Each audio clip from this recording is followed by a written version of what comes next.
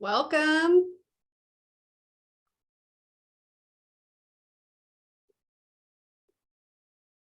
All right, I think I grabbed everybody from the attendees and pushed them on over to the panelist. So good to see you guys. Some of you I don't get to work with on a regular basis anymore. All right, I will keep my room or let me rephrase that sentence. I will keep my eye on the waiting room and push people over as they come in. But we are so excited to have you. Thank you for attending the very last CRM chat of 2022. And today is Chaz and I are taking over. And normally this year you have been with Courtney Vance or Kim Sheldon, which we are so thankful that the two of them kind of flexed their presenting and facilitating skills and took over the CRM chats, formerly known as user groups, this year, which has been fun to watch them flourish. But Chaz and I are here to answer all of your questions, whether they're book related, solely CRM related, data, industries related. We're kind of open books at this point. Chaz, I'm loving the sweater and that it's maroon. At least it looks maroon to me. I'm loving it. It's my Firefly Christmas sweater. I don't know if any of you guys are Firefly fans, but oh, good. Yeah, so it's my Firefly Christmas sweater. Loving it. I figured you might like it because it's maroon. So. Oh yes. Where did you get a Firefly Christmas sweater? I think it was Think Geek. I think. Oh, okay. I think that's where I got it. I'll look it up. Thanks. Yeah, absolutely.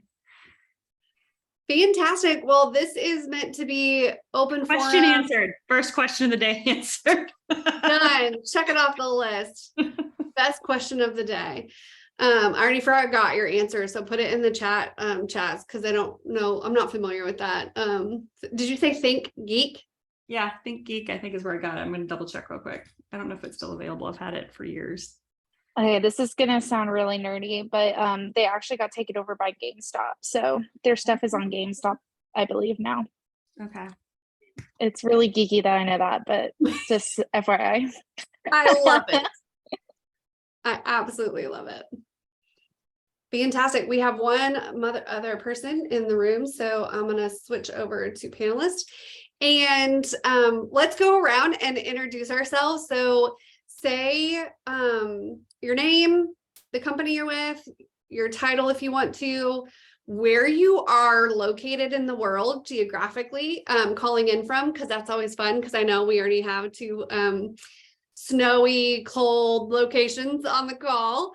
And maybe what the temperature is at the given moment. I'll start. I'm Courtney Kearney, founder and owner of C Kearney Consulting. And this person is not wanting to promote out of this room.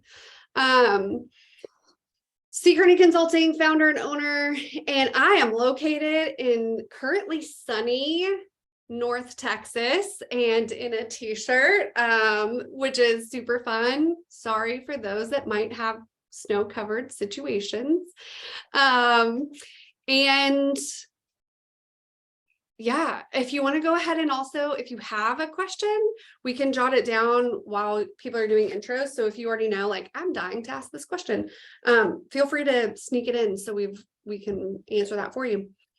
All right, Chaz, you are up, my lady. All right. Hello. I'm Chaz Ross Monroe, for some of you that I haven't met before. And it's good to see some friendly faces on this call as well. I'm currently the director of marketing for Project Mark. And not only did I write CRM or Die with Courtney, but I also wrote Sink or Swim Faster, Making a Splash in Marketing Professional Services to help onboard new marketers. And yeah, just happy to be here and happy holidays, everyone. Yay. All right, I'm going to go in the order that I see you on my screen. So Courtney Vance, you are up. Hi, I'm Courtney Vance. I'm a senior project manager at C Kearney Consulting. I am also in North Texas, though I'm wearing a hoodie because this morning it was cold. Just haven't had a chance to shed some layers. Yeah. Did I miss anything? I think you're good. All right, cool. Unless you have a dying, burning question that I don't know why you wouldn't just slack me the question. but- Not just yet, maybe later. Perfect. Denise. Hi, everybody. My name is Denise Yancey, and I'm in Anchorage, Alaska, and we are in our 6th day of blizzards. The office has been shut down like 3 times, except the people in Seattle see no reason why we shouldn't just keep working. The ones who work from home could keep working, so that's why I'm here. Anyway, so I'm the database administrator for the marketing group. And I've read the book and I like the book and I think it's right on track. And I think anybody who works with databases should read it. Can I share what it looks like right now? Let me see if I can. There you go. You should be able to share. Okay.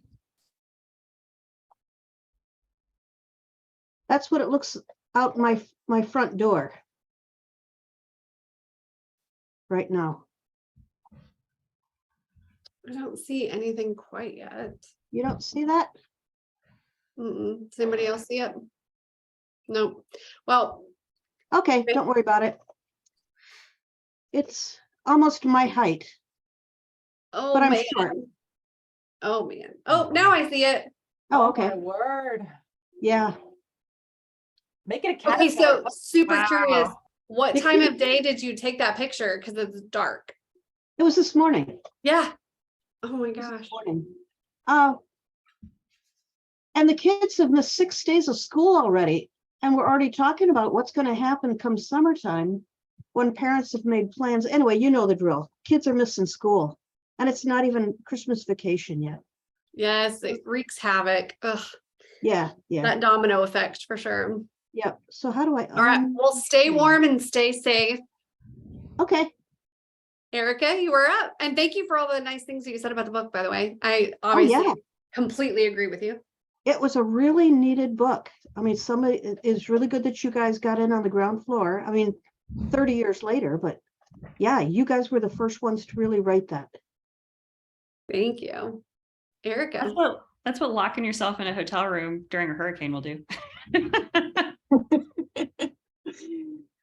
Hi, I'm Erica Curtis. I'm the Marcom specialist for CKC, and I am calling in from Portland, Oregon. And the weather is? A little bit of sun today, but we had to scrape our cars this morning. That was the first time this year we did. So somewhere. And no tree fell. That's good. No tree crushed our car, so we're excited. Yes, we're winning. Fantastic. Well, thank you for joining us, Troy. Hi, everyone. I'm Troy Parkinson with Sage Presence. I've met a handful of you at various SMPS events. So grateful for the book and an opportunity to connect with folks that are trying to take all of that data and do something valuable with it. So I'm in Minneapolis, St. Paul, Minneapolis, and let's see if I can adjust my camera to show you the outside snowy weather. We had one of those days where it's a winter wonderland where all of the wet, heavy snow is on top of the trees. So it no snow day, but a beautiful snowy day nonetheless. Beautiful snow is the best snow, right? That's awesome. Well, thank you for joining us. I appreciate it. Kim. Hi, everybody. I'm Kim Sheldon. I'm a project manager at CKC Consulting, and I am calling in from a North Dallas suburb that I always say is actually closer to Oklahoma when traffic is bad going to Dallas because of the distance I have to drive. I'm not overly close, but not too far from Vance and Courtney. So I'm in a t-shirt with a layer. And it is sunny and 50. And considering Tuesday we were taking shelter from tornadoes, we just don't know what we're going to get around here. So I did read the book. I had an opportunity to read it when the ladies were first putting it out in the world, and I'm excited to see it come all the way around a year later to this big, exciting final opportunity to ask questions of the author. So, Fantastic. And thank you both again for hosting all of our conversations this year, Courtney and Kim. All right, Natalie, so good to see you, friend. Nice to see you. Natalie Price. I'm from Kraus Anderson Construction Company in Minneapolis. It's 33 degrees. I'm the Marketing Information Services Manager, and I actually do have a question. Now that this is behind you, best thing about this experience and worst thing, because most of us will probably never write a book in our life, and putting what you know all these years that we understand it and can be how you thought it would help others, I guess, but worst, best and worst, I guess, would be my questions. Love it. Thank you. And Natalie and I were communicating yesterday while I was at my daughter's Christmas party and figuring out how long we had known each other. And I was like, I think you have known me before this kid that I'm like celebrating her 3rd grade thing was alive. Like, it was such a funny moment of like work and personal colliding. So I sent her a picture of my kiddo. They did this exercise where they were wrapping them up like Christmas trees with crepe paper and bows, and it was so funny to like be talking work while they were doing their thing and worlds colliding. So it's fun to talk to you or see your face the next day after we exchanged pictures. So that's fun. All right, Mary. Hello, my name is Mary Rowling. I'm a project manager at CKC Consulting. I actually am also in North Texas, but more South Fort Worth-ish. So it's about 50 degrees over here. And I am super jealous of all the snow that people are getting, because it just looks like muddy green with some dead trees around here. So, I mean, that's typical Texas, but still, it'd be nice to have some change. So yeah, that's me. Thank you for calling in. Megan, good to see your face. Yeah, good to see you too, Courtney. I'm Megan Young. I'm the marketing manager at Guide on Design in Indianapolis, Indiana. We're an AE firm, and it is currently 39, and we got the first sun we'd had for a little bit here. No snow, but cold. Nice to have the sun out. Enjoy it while you Yes. can. Hopefully you're not stuck in the office too long. No, probably not. Fantastic. And then last but not least, Anna. Hi, I'm Anna Crabtree. I work for Satterfield and Ponticus Construction in Houston. I'm the CRM for my marketing group here. So, and it is currently 62 degrees in Houston, sunny, and it's actually cooled off. So it was 80 degrees. And I'm from Ohio, so I kind of miss the change of the seasons, especially Houston. We have one season, so I am a little jealous of the snow, but I've also lived in it for a long time too.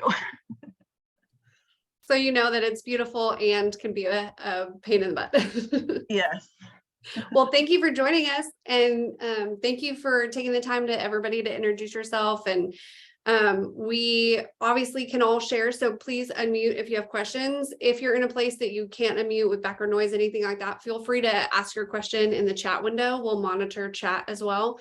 So Natalie's first question was, what is the best and worst of writing a book? So Chaz, let's start with the bad and then end with the good. So what was your worst of the experience? I think the worst part is just getting started. I think, like the worst part is just like finding the time to sit down and do it, and I think because it's like you kind of generating ideas, like that part comes really, like when you're starting to, especially working with somebody.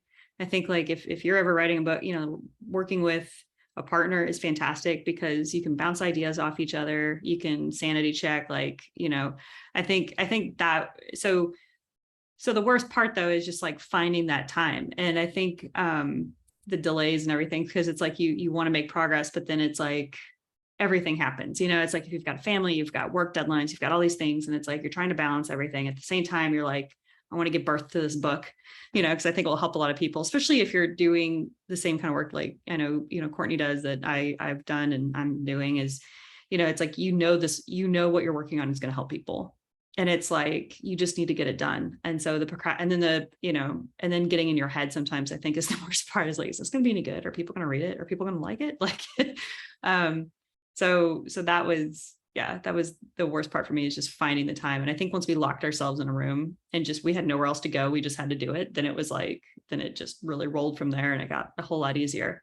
The other part is at the end, the where I start to just fall apart is the last minute tweaking and wordsmithing and just and like formatting. You think that, you know, like you do proposals and stuff all day and everything, but when you're writing a book, and then by the time you've gotten to that point, trying to format this stupid thing is just like, at that point, I'm like, I don't care. Like, I don't care anymore.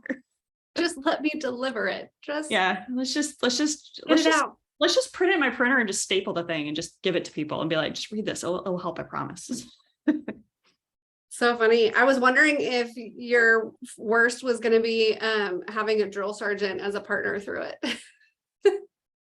I don't, but like, I mean, I think we're both, you know, we both like to get things done. You know, it's like we both equally drill sergeants. Yeah. And I mean, I just more do it to myself. You're just better at inflicting it on others. And I kind of absorb it and like it. So inflicting it on others. I love you. Yeah. So that's part of, I don't know how many of you heard our interview. We've done a couple now, but one of the questions, I think it was on the Elevate Marketing interview, that they asked was like, how did this come to be? Like, how did you guys get started writing a book? And Chaz was in a place where she was looking for inspiration and like not super fulfilled at her job. And so she's like, oh, Court, and by the way, like we're best friends outside of just work. And so, you know, we talk at night, and she's like, I feel like this passion project, like, I just feel like there's a book in me. And a couple of times she said it, and I was like, Bren, I think my husband's name is Brendan. And I was like, Bren, I think she's about to ask me and so one day she finally was like, so do you want to do this thing with me? Do you want to write a book with me? So I was like, listen, if anybody else but you had asked, the answer would be hell no. But because you asked, you need to know that if I do this, we're going all out. Like, it's not going to be like 5 years of writing this book. Like, we do it, we're going to do it. And she's like, give it some time, think it over. The next time we talked, I was like, so here's the 7 chapters. Here's how they're outlined. And this is how we're going to approach it. And what about, and she's like, I knew that. I love you. Like, I knew this was going to be it. Like, I knew, I just had to ask the question. That was my internal process that made it hard. But, you know, once Courtney signed on, it's like, yeah, we're doing this. We're really doing this. Here's the outline. Oh God. Okay. Write this chapter, Chaz. Okay. Okay. That is another fun tidbit, is that we tried really hard to make sure we had a unified voice in the book, but we each wrote a chapter. So if you could pick up on personalities and kind of writing styles and who wrote what chapter. So sometimes we would do this weird thing where like she would start it, write it, and then we would switch. And then like I would read it, add things to it, that kind of thing. And I would go, oh my gosh, this is such a cool thing. And she's like, but you wrote that. And I was like, no, but you wrote that. And then we lost track of who wrote what. So it was this cool blending of ideas and experiences and all of that. So my worst was that those that have worked with me, whether you're a client or through colleagues, I have a really hard time with fine is enough. I want it to be perfect. And when you're writing a book and trying to distill 20 years of knowledge into a book, at some point, fine has to be enough. So I was like, no, this chapter needs to be like twice as long as it is. And we need to go into this and we need to go into that. And she's like, no, like, stop adding. I had that conversation with you. I was like, no, that's why you have a second edition. And she was like, oh, okay. She was like able to let it go. So I know when Troy, when you interviewed me, you were like, so what's next? What do you have book 2 in you? Like, where is that going? And you know, we are working on some ideas and some projects and all of that. So I will say that the caveat with that whole like fine needs to be good enough is having a book is like having another child out in the world that people are gonna look at and examine and judge and have opinions on and leave reviews on. And like, it's almost like I've had a 4th child now. And by the way, I did not adopt the 3rd child as CKC. So that is out in the world. And my children do talk about how they have a sibling, CKC, and it is real and it is there and lives and breathes and needs attention, food and water and things. So this book I feel like is my 4th kiddo because it is out in the world and that's a vulnerable place to be. So that I would say is the other. Chaz, best part of writing a book, whether it was your first one or this one.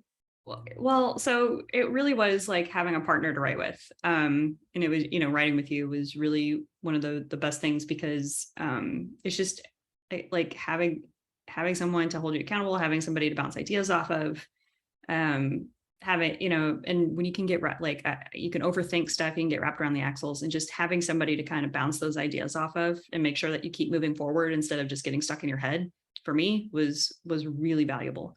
Also, I love the fact that, you know, once you've written something like, you know, and even, you know, even if you guys are, you know, writing blogs or whatever, once you've written something, it's like you can repurpose and reuse it in a lot of different ways. And so the content from the book, like we can reuse that. And, you know, you've seen it in other places, you've seen presentations, you've seen, you know, you can do, you can even blog on certain components of it. You can, you know, it's really nice that you can repurpose and reuse that content in a lot of different ways.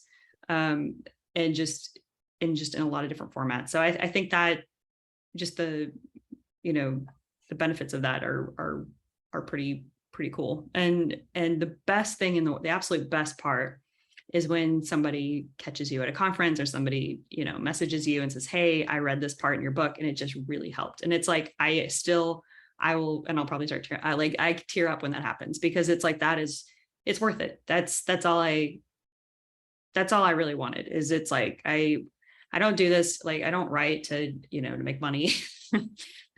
I mean, maybe, you know, that would be great if I could, but I'm not at that point yet. So, but, you know, when you really help somebody and they just send you just a really nice heartfelt message, they stop you and, you know, just at the end of at a conference or something like that. And they're just like, hey, this really helped. It just means the world to me. Like that, there's nothing better.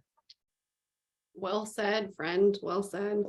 I did have a crazy moment where I was speaking in Boston and at the very end, you know, they open it up for Q&A and it was a presentation on CRM, not necessarily the book. And so at the very end, the person raised their hand and they were like, I don't really have a question. I have more of a statement. And as a speaker, you're like, sure, I don't know where this is going, but okay. And she goes, I drove in from a different city because I read the book and I just was so excited and wanted to meet you.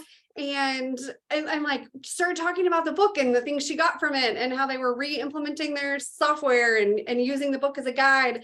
And it was this overwhelming moment of like, oh my gosh. And I didn't realize I said it out loud, but like the person sitting close to me while I was presenting, I go, someone read the book.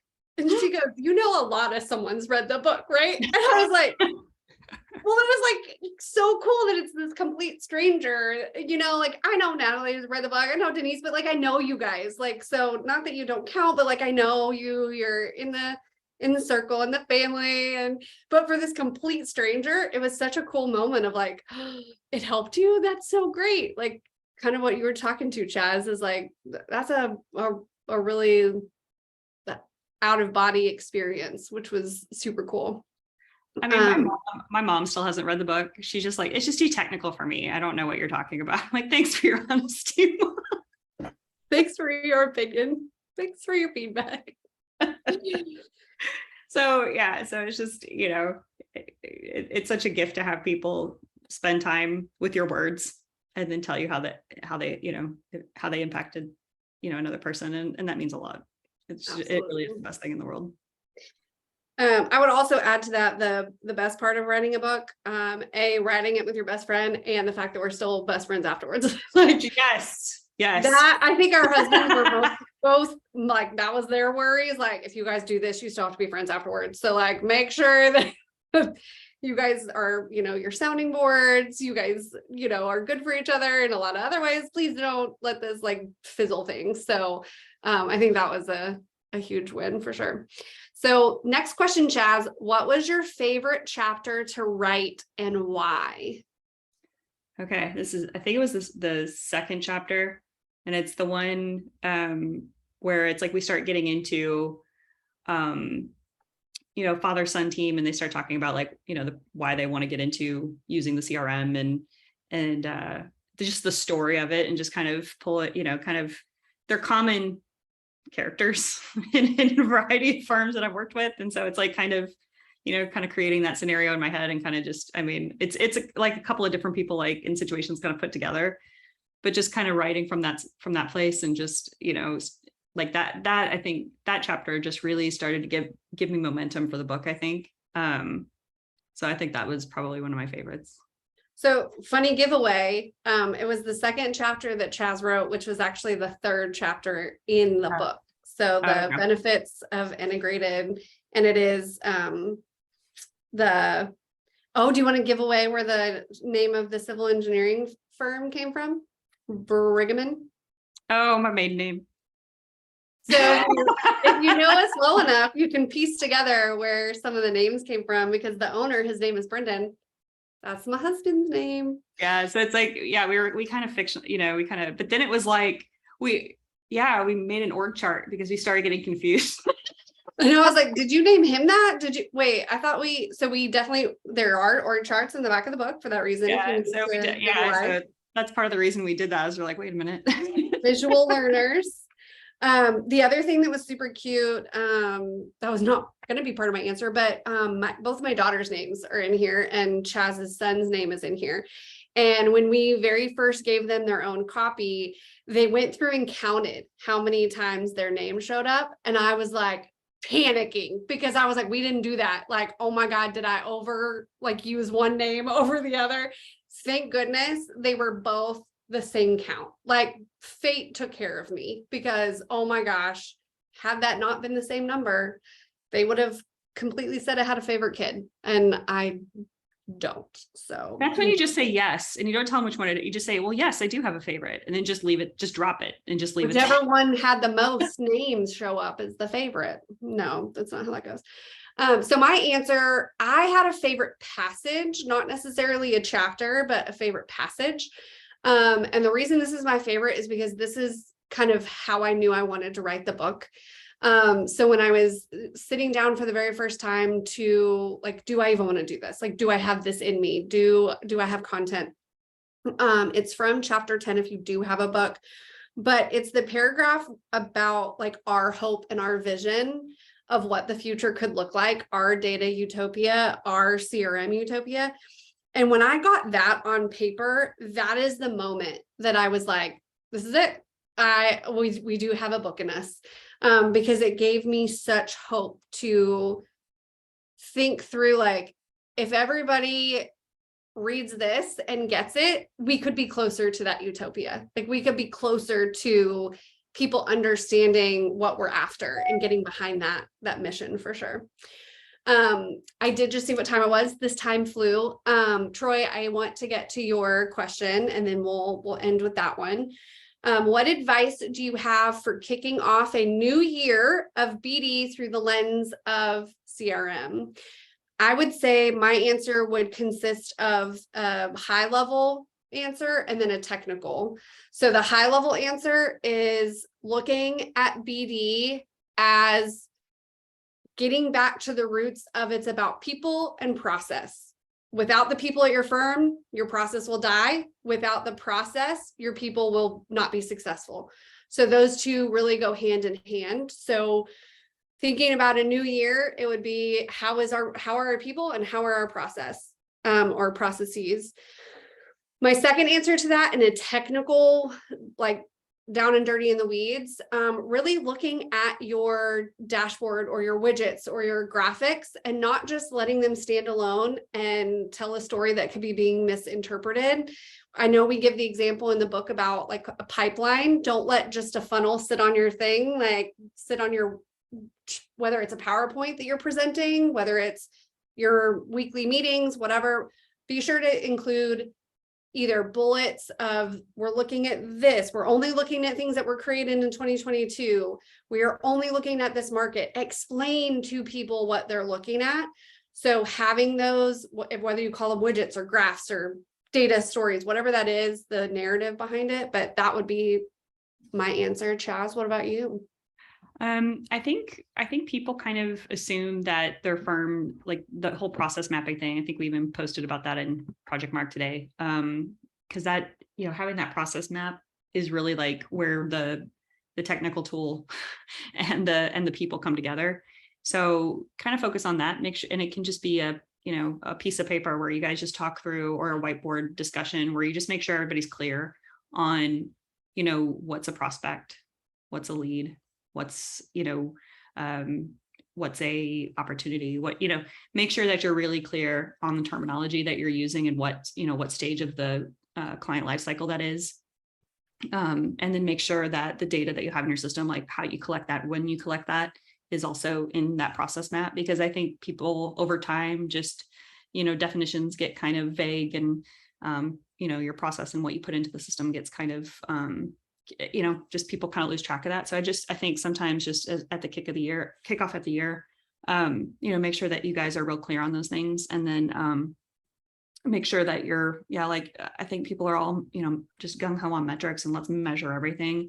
But just, you know, think of, if, you know, when you get overwhelmed by like, what should we track and what should we track? I think just distill it down to, you know, 3 key metrics. I think 3 is always, you know, just 3 key. I mean, just keep it real simple.